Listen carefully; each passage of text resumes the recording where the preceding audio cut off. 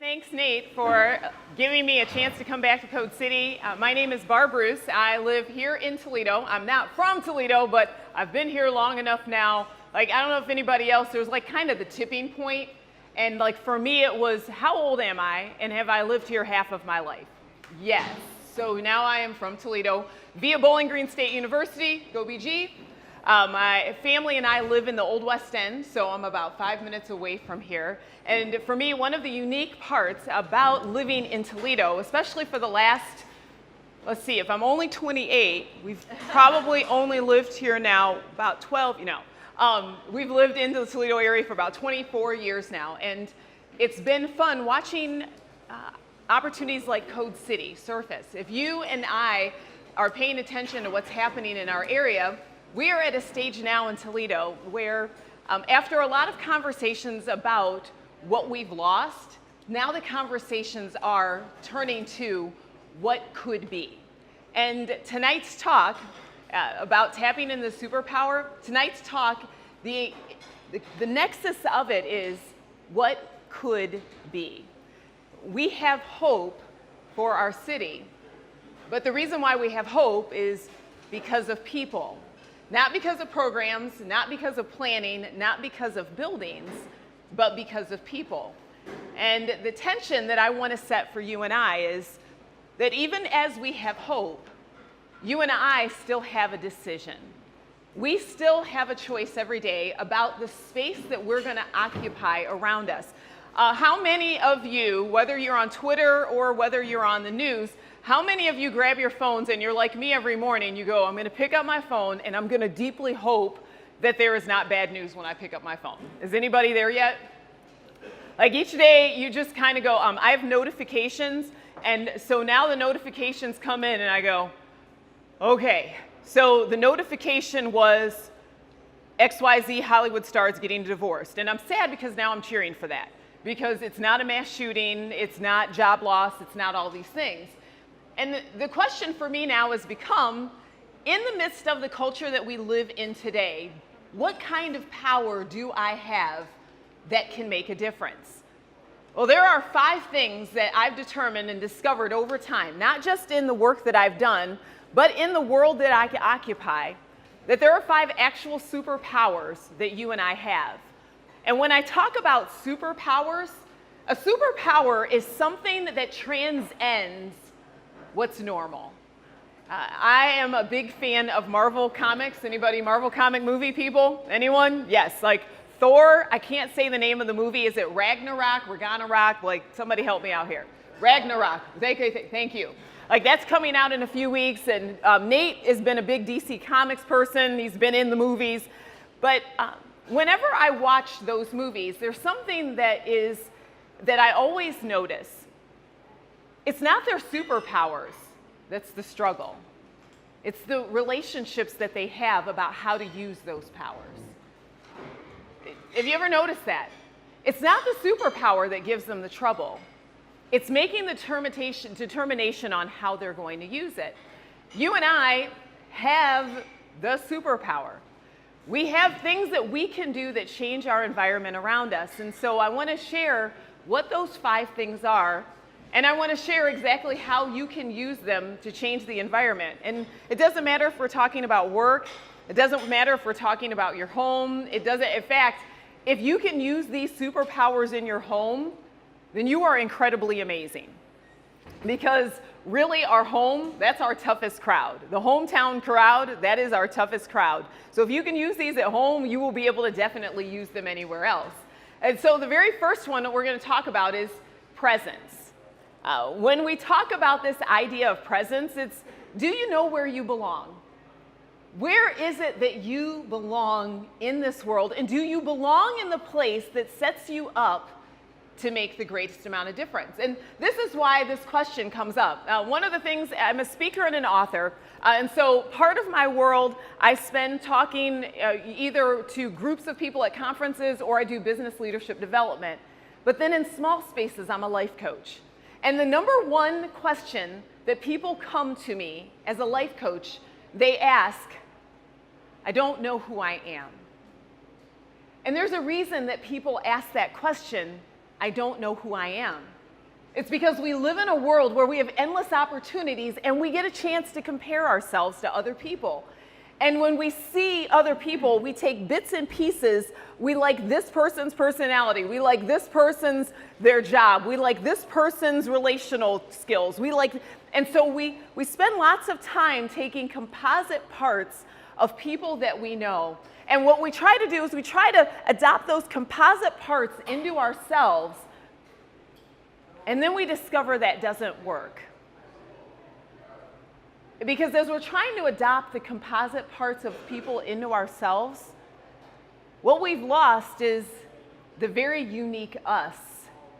That's the most important part of who we are. And so this idea of presence is, do I know where I belong? In the Superman movie, I think it is Superman versus Batman, there is a scene where they are fighting it's this giant evil Doomsday. And he's this giant, awful monster. And the scene opens where Doomsday is trying to attack Superman and Batman. And so there's a point he flings Superman off into the distance, and then Batman is in his bat car and he's trying to shoot at the Doomsday, and Doomsday hits Batman. And Batman is about to get annihilated by Doomsday, like the big giant thing, and he looks at Batman and he's about to turn like the eyes on him. It's kind of like what your mom did to you when you were a kid, and she turns her eyes on you and you're like, and I'm dead. And so the Doomsday guy turns his eyes on Batman, and as he's doing the whole eye beam thing, you notice that the rays dissipate. And when the rays dissipate, there's a shield that goes to the side, and it's Wonder Woman. And there's no dialogue in that moment.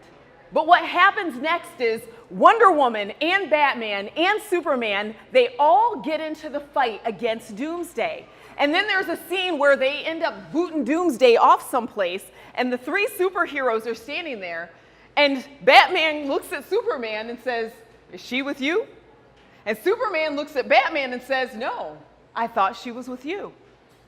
And what I love about that scene was Wonder Woman didn't ask anybody's permission to show up. She knew who she was, and she dropped herself in the middle of a place where a difference needed to be made. You see, the power of presence is knowing where you're belonging and knowing you don't need permission to be there. That is the power of presence. That when you know there's a space where you can make a difference, that you don't need someone to tell you that you can show up. You just show up and you get involved. There's a gentleman, his name's Adam Leipzig. There was a great TED Talk, and if you're a TED Talk person, go ahead and pop his name in. But he used to be an executive at Disney. And his TED Talk was about a 25-year class reunion he went to. He graduated from Yale. He went back to see his classmates, and there were two groups of classmates that he met with. The one group of classmates were very successful business folks.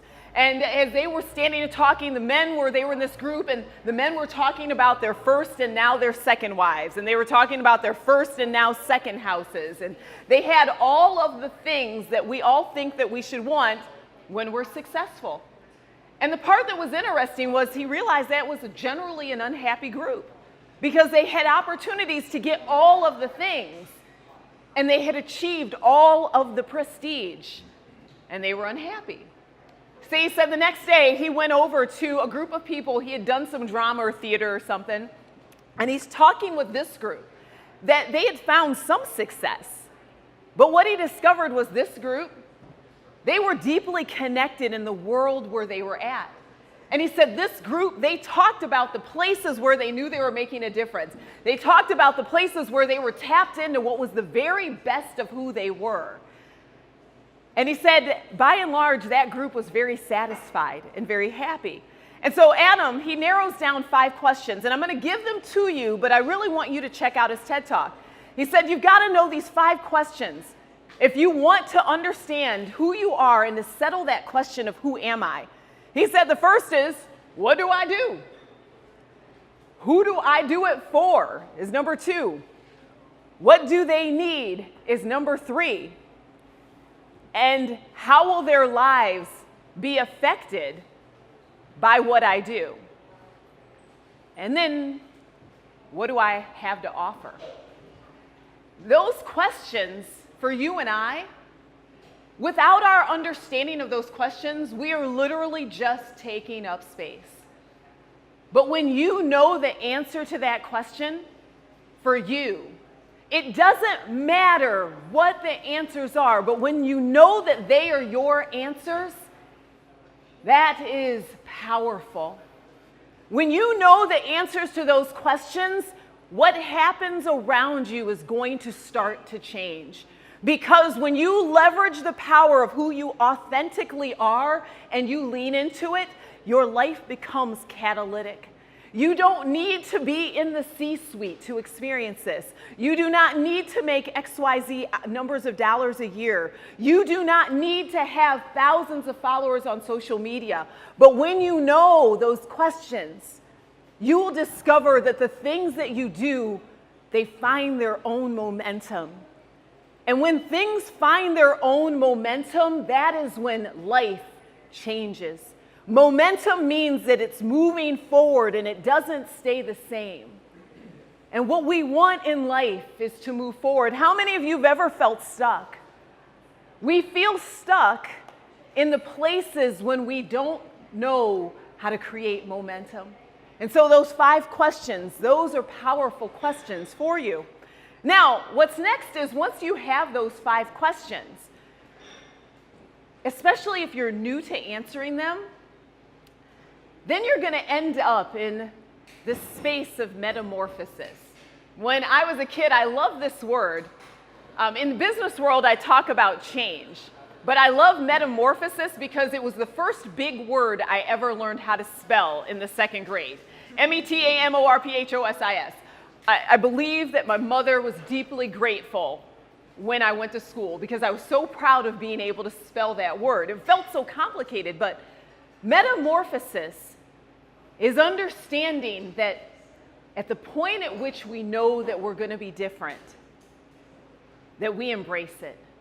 At the point at which you know that something in your life where what you are doing isn't what you should be doing in the future, there's this thin space.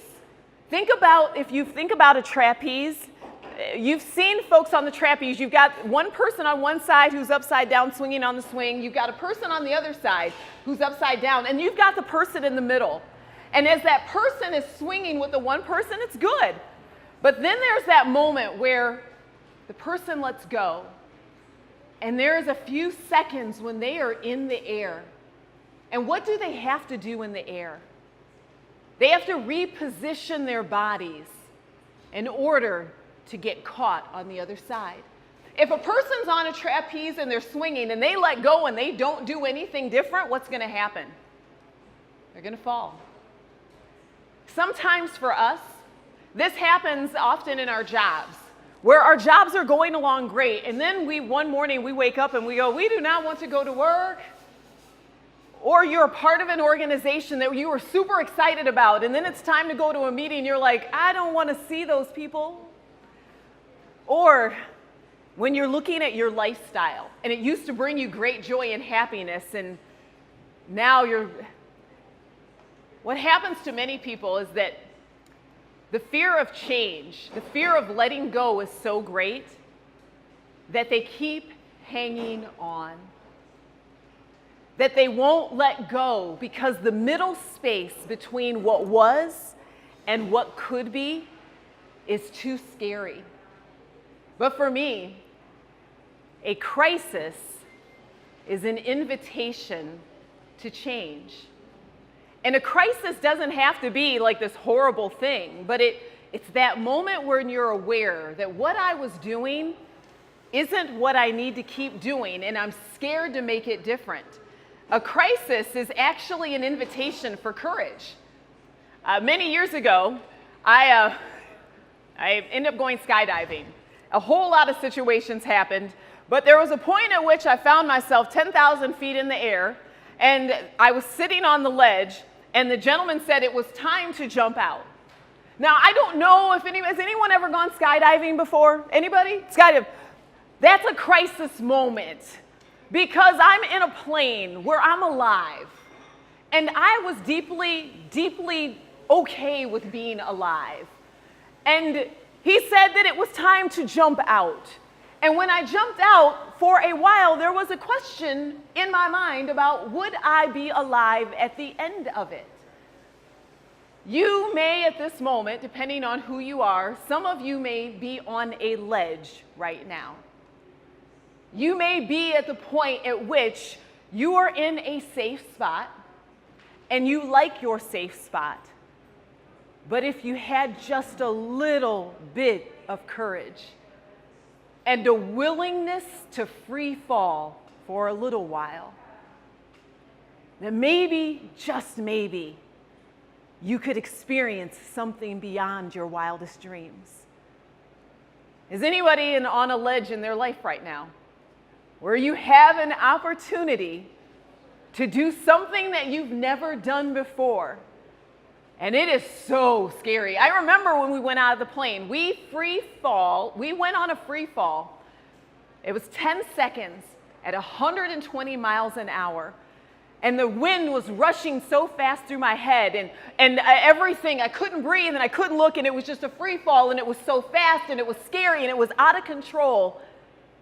And then the parachute opened. And when the parachute opened, I had a chance to see what I couldn't see before. After the free fall comes a new perspective. A couple of years ago, I worked on staff at Cedar Creek Church. It was a great job, loved my job, worked there for 14 years, loved it, loved the people that I worked with. But then a variety of circumstances started arising in my life, and I had a choice to stay comfortable or to choose courage. And choosing courage meant that I had to give up everything that made my life easy. I had to give up even certainty for the future. And after I said yes, I'd give it up, there was a free fall. There were things that were completely out of my control. There were things that I didn't understand. There were things that didn't make sense, that weren't predicted, even though I planned the best I could. But the parachute did open. My encouragement to you is that if you are on the ledge right now, what is it going to cost you to take the leap? But here's the thing. What is it going to cost you not to take it? Most people will say at the end of their life, they will not regret what they did. They regret what they didn't do. And we often villainize the free fall. We think that when it's a little messy and out of control, when you take the leap and you do something radical, that if it doesn't all fall into place, that something's gone wrong. And that is the exact opposite. Every single transition in life has a thin space of unknown, of uncertainty. Because that's where we reposition ourselves. That's where we get ourselves reoriented in order to do the new thing. There's a gentleman, his name's William Bridges. He wrote a book called Transitions, and he calls it the messy middle. And you have to go through the messy middle in order to get to the other side. Embrace the messy middle when you make the leap. Don't be afraid of it. Don't run away from it. Don't try to make it shortened. Embrace the messy middle. So when you think about change, that next piece after the metamorphosis it's a matter of focus. And focus is about fighting the right fight. Focus is about making a stand and finding the thing that you are going to stand for. There's a lot of fighting happening in our world. How many of you survived the election season on social media? There was a lot of fighting. And what are some of the things we're fighting about? We're fighting about opinions. We're fighting about perspective. We're fighting about ideas.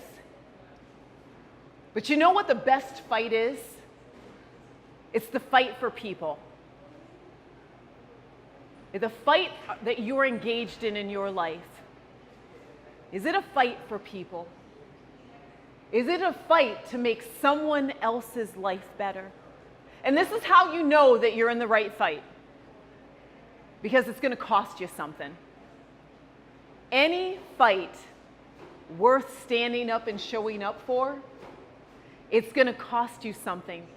But what it costs you is going to pale in comparison to what you're going to profit and to what the people around you are going to profit. I was thinking about the movie Civil War. There's Team Cap and there's Team Iron Man. And one of the things about the movie Civil War, most folks seen the movie Captain America Civil War. The thing about the movie that was interesting was that these two superheroes, they both had a fight that they saw from different perspectives. Iron Man saw the fight one way. Captain America saw the fight another way. And for them, the difficulty was because they were fighting about ideas, what they ended up doing was dividing their team. If you're working in teams these days, it's good to take a moment to stop when your team is struggling with something and ask yourself a question. Are we fighting about ideas or are we fighting for people? Because if you're fighting about ideas, you got to be sure that that's the hill that you want to die on. But if you're fighting for people, you're going to be hard-pressed to go wrong. And when I say fighting for people, it's for them to have the kind of hope that you have every day. To fight, and this doesn't have to be your job. Maybe your job is just the, I got to pay my bills job. That's totally legit. But maybe outside of that, you find a place where you can fight so that people have the same hope that you have every day. I'm going to talk about that a little bit more in a moment. But that third key is focus. And then the fourth key, this is a nuanced one, but this is about strength. Because when we talk about changing the spaces around us, we want to talk about the abilities that we bring into that space. What are you amazing at? Do you know what you are incredible at? Do you know what it is when you show up with that thing that people go, yes, we need you to do that thing? And if you're not sure what that is, then it's easy. You can hop online and you can type in abilities questionnaire and you can find a strengths finder test, but figure out that thing. But one of the things that I have learned is that I can use my superpower for good or for evil. One of my superpowers is strategic planning. I can look at a problem, I can figure it out from A to Z, great, woo! It's a fantastic superpower. And I can use it to help people to do great things. But when I believe that my superpower of strategic planning is the top voice, that influence should be the influence that outweighs everyone else's, now it's kryptonite. It now becomes the thing that can sink me. So the good question to ask yourself is, what is it that I am amazing at? And when I use it, do I create momentum or do I crush it with the people around me? Do people come alive when I am doing the thing that I am great at? When I am doing that thing, do people bring more ideas and do they have energy? Or when I do the thing that I do well, am I doing it alone? There are a lot of folks out there these days who really truly want to have influence. And the hard part is that they are using the backs of others to build their influence. Strength is not overpowering the people around you. Strength is walking with the people beside you, bringing them along. When you overpower the people around you, they will not stay with you. But when you use your strength to bring them along, you build bigger and better teams. That is strength. I was thinking about Thor. If you've ever seen the movie Thor, there was a point at which he is in the very first Thor movie. He goes over to the enemies, these folks called the Frost Giants. And the problem is that Thor thinks his dad, the king, is weak. He thinks his dad doesn't understand. And so Thor, he takes his hammer, his strength, he shows up with the Frost Giants, and he is going to take them on. And then when Thor's dad shows up, He gets in his dad's face and he's like, "You fool, you can't take them on." You see, Thor, he had his hammer, he had his power. But what he didn't have was the understanding of how to build. Instead, he was there to crush and destroy. Understand your strength and pay attention to, do you use it to build momentum, to bring people around you, or are you using it to crush? And then finally, the last is passion. The last is passion. Passion is about, do people come alive around you? If you are a manager, the one thing that I want you to pay attention to is when you walk into the room, or when you walk into your office space, or when you go into any environment where there are people who work for you, I want you to pay attention to how they respond when you show up first thing. When you walk into the room, do they greet you and say, "Hey, how you doing? What's going on?" Or do they look away? If you work for someone, I want you to pay attention tomorrow when your manager, your supervisor, your boss comes in. Because in that moment, that will tell you exactly where that passion level is at. Are they passionate for people, or are they passionate for process?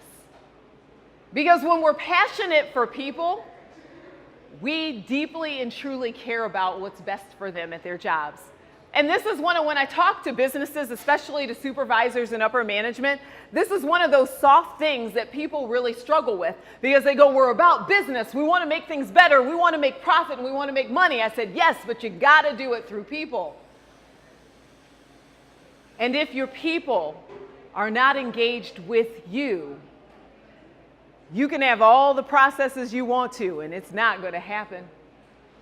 There are studies that say up to 85% of our workforce is disengaged.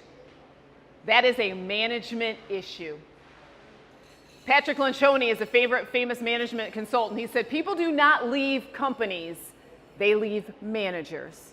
And so if you are in the room and you are a manager, you want to be a manager, you're an owner, what happens in your company is a direct result as to how well your people think you care for them. John Maxwell said that people want to know three things. Do you like me? Can I trust you? And will you help me? Those are the three things that people want to know from their leaders. Do you like me? Can I trust you? And will you help me? And when we are able to bring those three things and marshal them, whether you're a manager or not, in our world today, I want you to tell me, if you were able to say yes to those three questions with your boss, would you like your job more? If you knew that your boss liked you, if you knew that your boss was able to help you, and if you knew you could trust your boss, would you not love your job more?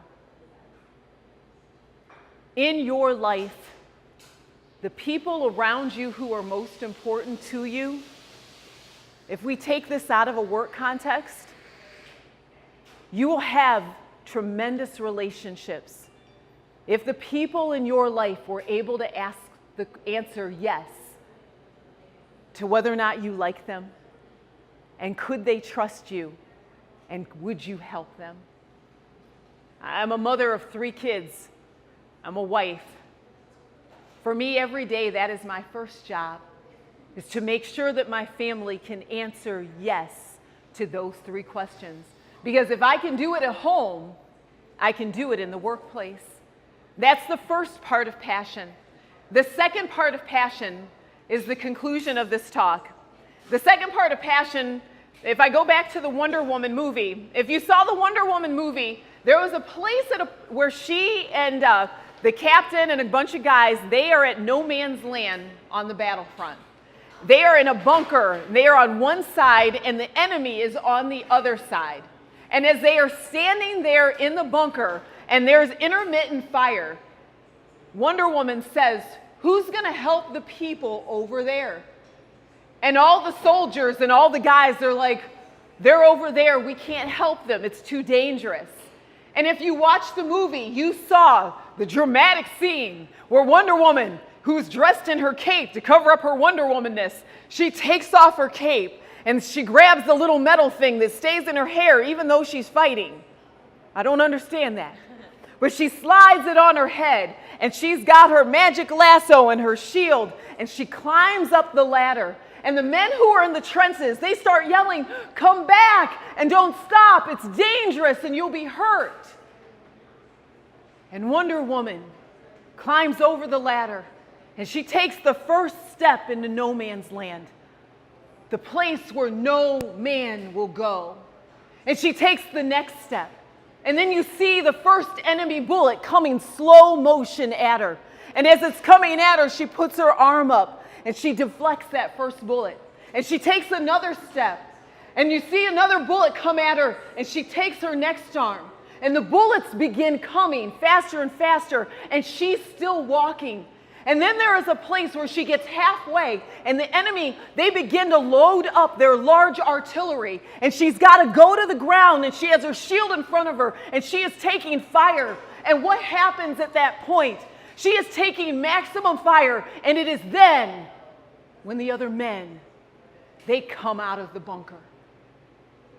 You see, when it comes to passion, people want to see how much you love what you're doing before they'll step up and help.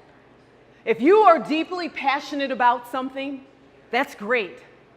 But they need to see you putting yourself on the line before they're going to step up and do it with you.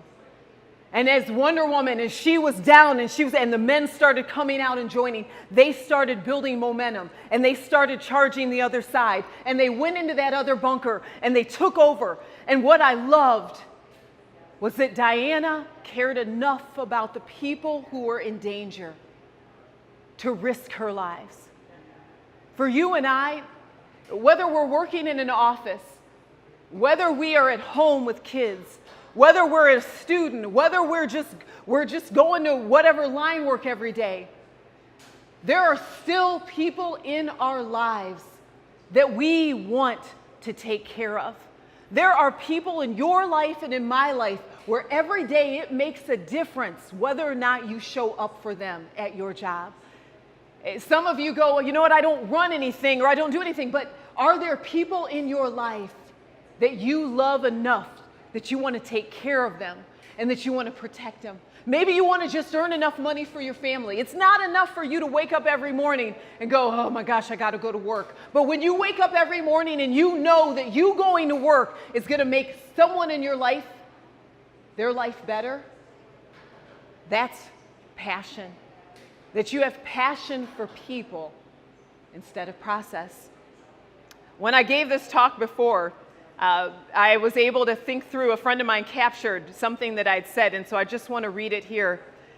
It says, enemy soldiers may be on the side, but who is going to help the people where the enemy soldiers are at? And when we talk about the enemy soldiers, that is a metaphor for anything in our world that tries to discourage people. There is so much discouragement in our world today. People are discouraged about their jobs. They're discouraged about their health. They're discouraged about finances, relationships. And those are the enemies of our hope. And so when we begin to walk into the places where it's hopeless, when we begin to walk into places, there will always be people that tell us, you know what, you don't have to worry about that. Somebody else will take care of that. But we have to go, and we've got to find the people who need our help, and we've got to put our hand out. We don't have to be responsible for saving them every day of their lives, but we can be responsible for saving them that day. And when we do that, that's how we change the world around us.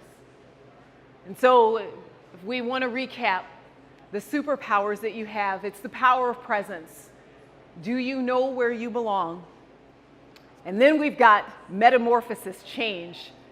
That a crisis, that's an invitation to courage. That if you're on the ledge, what is it going to cost you to take the leap? And what is it going to cost you not to take the leap? And then we've got focus. Have you found the right fight? How are you going to fight for people in your world? Strength. Do you use your abilities to create momentum or to crush it? And then finally, we've got passion. Who are you going to fight for in your world? How are you going to show yourself in such a way that other people want to join you? It's my hope for every one of you that one of these 5 superpowers kind of grips your heart today. That maybe there is this one next step that you can take, even if it's a little one. I believe that every single one of you, that there is more for you and that there is more in you. And maybe you don't see it right now, but keep waiting, it's there. So thank you for letting me share something that I'm deeply passionate about, and I'll turn it back over to Nate.